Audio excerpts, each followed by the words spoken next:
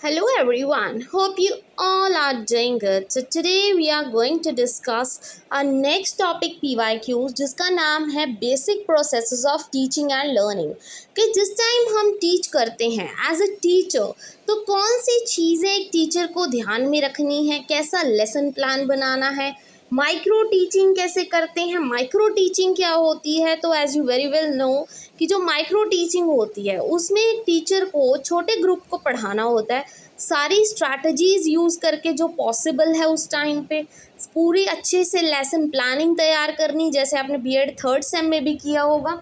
ठीक है जी, आप क्या करोगे, छोटे बच्चों को पढ़ाओगे या पढ़ा चुके हो। ठीक है, अगर बीएड फर्स्ट सेम वाले बच्चे देख रहे हैं वीडियो, वो तैयारी कर रहे हैं पीटेट की, तो उनके लिए भी ये है कि आगे थर्ड सेम में जैसे आप जाओगे तो आप बच्चों को पढ़ाओगे स्मॉल क्लासरूम में। ठीक है जी, स्ट्रैटेजीज यूज़ करके, तो ब्लैक बोर्ड कैसे यूज़ करना है, कैसा कंटेंट चूज़ करना है, कैसे बच्चों को पढ़ाना है, ये सब चीज़ें ध्यान में रखी जाती हैं। राइट, वो होती है micro teaching. So let's start with the first question, the purpose of micro teaching is. अब माइक्रो टीचिंग करवाई जाती है, क्यों करवाई जाती है, ज़रूरी क्यों है। पहला, to learn and practise giving constructive feedback, बिल्कुल सही है। देखो, एक टीचर माइक्रो टीचिंग करेगा, मतलब छोटे ग्रुप्स को पढ़ाएगा, मतलब 5 से 6 बच्चे या 10 बच्चे ज़्यादा से ज़्यादा, ठीक है, उनको पढ़ाना है। तो जब टीचर उनको पढ़ाएगा तो उस टाइम टीचर को फीडबैक दिया जाएगा कि आपकी यहाँ गड़बड़ है, आपका ये मेथड सही नहीं है या आपकी ये स्ट्रैटेजी सही नहीं है। तो टीचर को अगर फीडबैक मिलता रहेगा तो टीचर वहाँ से लर्न करता रहेगा, तो ये तो पॉजिटिव चीज़ है, पहला purpose. Then to be use as a tool for teacher preparation, बिल्कुल सही है, ये एक तरह से टूल का काम करता है टीचर्स को आगे पढ़ाने के लिए। ठीक है, टीचर्स अभी देखो स्मॉल ग्रुप को पढ़ाएंगे माइक्रो टीचिंग में, तो आगे जाके जब क्लासेस में इतने इतने बच्चे होंगे, 40-45 बच्चे होंगे, उनको पढ़ाना होगा, तो उस टाइम टीचर को पता होगा कि कौन से मैथड मैंने यूज़ करने, कैसी स्ट्रैटेजी यूज़ करके पढ़ानी है। ठीक है, तो वहाँ पे ये बहुत ज़्यादा हेल्पफुल होगा। Then to build up confidence and skill in teaching, बिल्कुल सही है। देखो, टीचर जब पढ़ाएगा, ठीक है, वो जो बीएड कर रहे हैं या कर चुकी हैं, मतलब क्या है, उनमें एक अलग से कॉन्फिडेंस आ जाता है, उनको पता होता है कि क्लास को हमने कैसे हैंडल करना है, कैसे डिसिप्लिन क्रिएट करके रखना है, ये सारी चीज़ें फिर वो एक टीचर ध्यान में रखता है। ठीक है, so all of the above is your correct answer. ठीक है जी, so D option is your correct one कि जो माइक्रो टीचिंग है, देखो जी, फीडबैक देती है हमें टाइम टू टाइम। ठीक है, ये एक अच्छा टूल है टीचर्स को प्रिपेयर करने के लिए, आगे के लिए, फ्यूचर के लिए, और इससे क्या है, कॉन्फिडेंस भी बिल्डअप होता है। Right, I hope this question is clear. Now comes to the next question, a child performing well in the class must be. एक बच्चा है, वो क्लास में बहुत अच्छा परफॉर्म कर रहा है, तो टीचर को क्या करना चाहिए, उसकी प्रेज़ करनी चाहिए। देखो, बिल्कुल सही बात है, देखो टीचर प्रेज़ करेगा, उसको भी अच्छा लगेगा, वो मोटिवेट होगा। रिवॉर्ड्स देने चाहिए, बिल्कुल सही है। कई बार देखो, अगर छोटे बच्चे को जैसे आप पढ़ा रहे हो, उसको कई बार जैसे टॉफ़ी, चॉकलेट्स, ये सब चीज़ें देते हैं, इसी लालच से वो पढ़ लेता है। तो जहाँ पे ज़रूरत है, देखो रिवॉर्ड देने भी ज़रूरी है, रिकॉग्नाइज करना बिल्कुल ज़रूरी है। अगर टाइम टू टाइम अगर उसने कोई अच्छा काम किया तो उसकी प्रेज़ करो, उसको बोलो कि वेरी गुड, आपने बहुत अच्छा किया।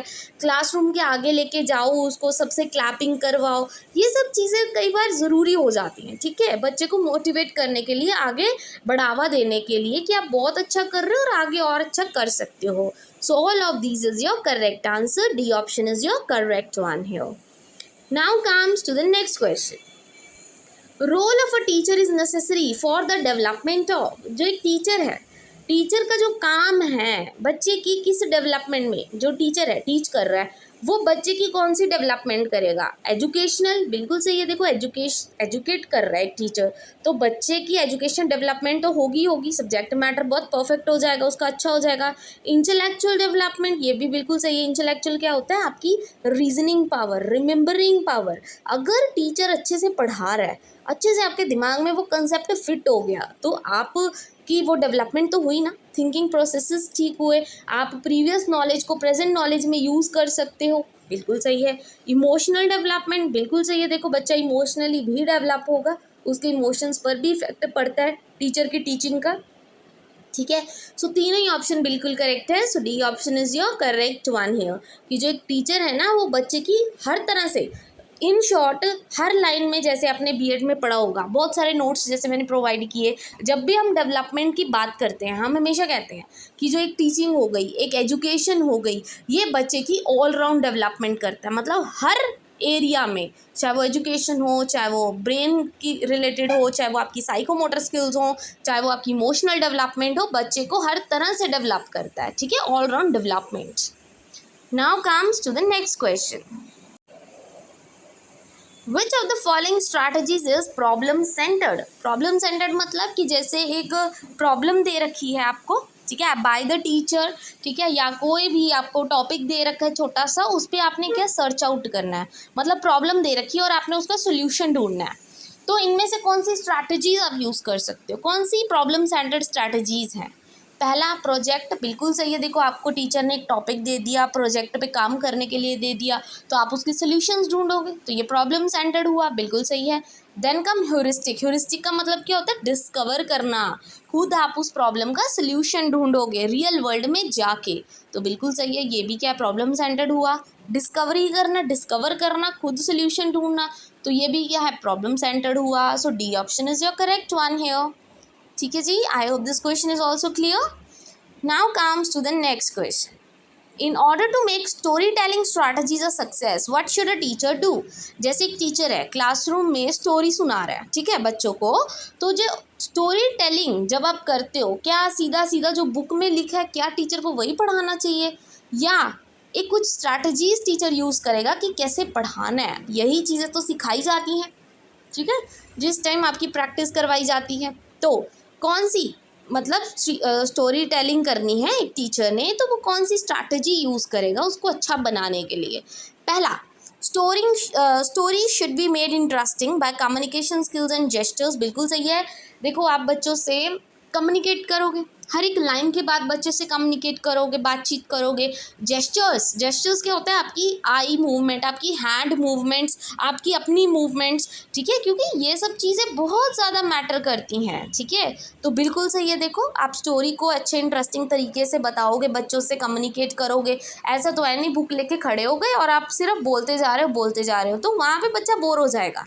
बट जब आप बच्चे से टाइम टू टाइम कम्युनिकेट करोगे ना, उसको बीच बीच में पूछोगे, ठीक है, उसको बताओगे, उसको भी इन्वॉल्व करोगे, तो बच्चा ज़्यादा इंटरेस्टिंग फील करेगा।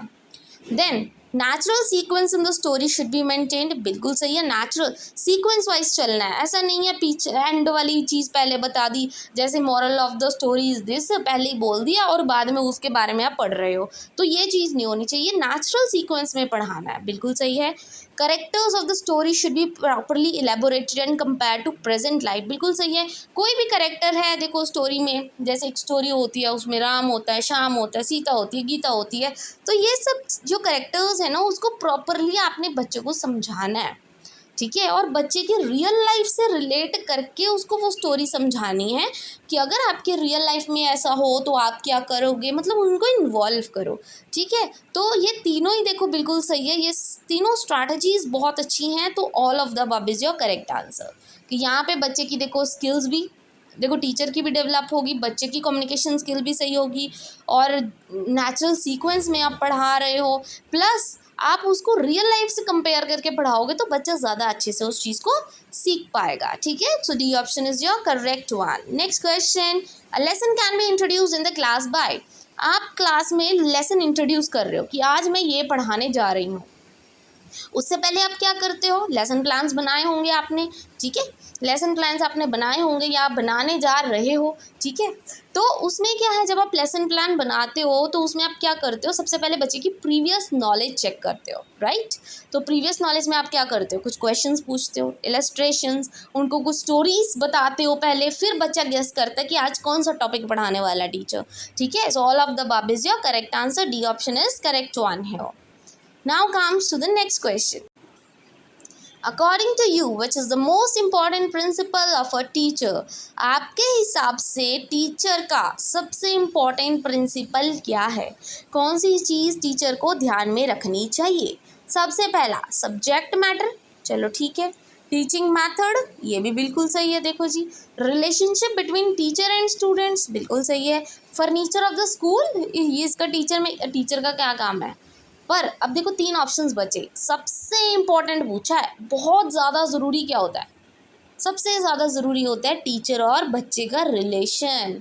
अगर टीचर और बच्चे का रिलेशन ही सही नहीं होगा तो सब्जेक्ट मैटर और टीचिंग मेथड क्या करेगा, बच्चा पढ़ना ही नहीं चाहेगा।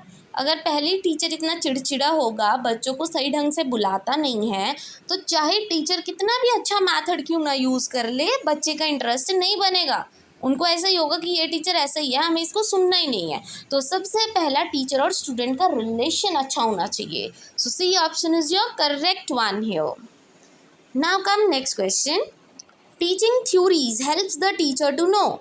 जो टीचिंग थ्योरीज टीचर यूज़ करता है, पियाजे की थ्योरी यूज़ कर ली, ठीक है जी, किसी और की थ्योरी यूज़ कर ली, स्किनर की थ्योरी यूज़ कर ली, पावलोव की थ्योरी यूज़ कर ली, ये क्यों यूज़ करता है टीचर, ठीक है, हमें पढ़ाई जाती हैं, ये सारे बीएड में पढ़ाई जाती हैं थ्योरीज, क्यों पढ़ाई जाती हैं, ये कैसे हेल्प करती हैं टीचर की, to know the common factors of teaching and learning. बिल्कुल सही है, हमें देखो छोटी छोटी चीज़ें टीचिंग और लर्निंग से रिलेटेड पता लग जाती हैं कि बच्चे की क्या माइंड में चल रहा है, साइकोलॉजी के बारे में हमें पता लगता है, बच्चों को कैसे अच्छे से पढ़ाना है, ये चीज़ें हमें थ्योरीज से पता लगती हैं, इसीलिए पढ़ाई जाती हैं। नो द पुपल्स वेल, बिल्कुल सही है, हम बच्चों को अच्छे से जान सकते हैं, बच्चे की साइकोलॉजी पता लगती है हमें।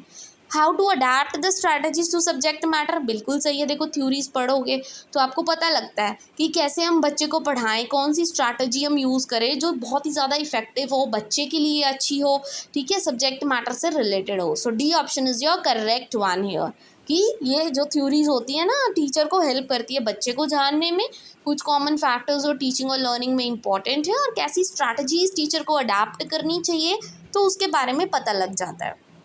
Now the next question, deductive method. तो देखिए जी, 2 मैथड्स होते हैं, एक होता है इंडक्टिव मैथड, एक होता है डिडक्टिव मैथड। इंडक्टिव मैथड तो वो होता है, देखो जी, जहाँ पे पहले टीचर एग्जाम्पल देता है, फिर चैप्टर की तरफ जाता है, मतलब जनरलाइजेशन की तरफ जाता है। डिडक्टिव क्या होता है, पहले जनरलाइजेशन होती है, फिर एंड में जाके टीचर एग्जाम्पल्स दे रहा है। तो यहाँ पे डिडक्टिव मैथड कौन सा हुआ, numericals of physics and chemistry, बिल्कुल सही है, टीचर पहले क्या करता है, फॉर्मूला बता देता है और बच्चे सॉल्व करते हैं, तो ये तो डिडक्टिव ही है। थ्योरम्स इन ज्योमेट्री, ये भी बिल्कुल सही है, यहाँ पे कुछ पढ़ाया तो जाता नहीं है, सीधा बोल देते हैं कि आप चलो जी थ्योरम्स करो, ठीक है। How to test the rules and formulas, ये तो डायरेक्ट पढ़ाए जाते, कोई एग्जाम्पल्स तो होता नहीं है फार्मूलाज में, तो ये भी ठीक है। तो सारे क्या है, डिडक्टिव मैथड है, ठीक है जी, तो सारे क्या है आपके डिडक्टिव मैथड है। So D option is your correct one here, कि सारे डिडक्टिव है, सारे पहले जनरलाइज वे में बताए जाते हैं, फिर जाके एग्जाम्पल्स दी जाती हैं जब क्वेश्चन सॉल्व करने लगते हो, ठीक है।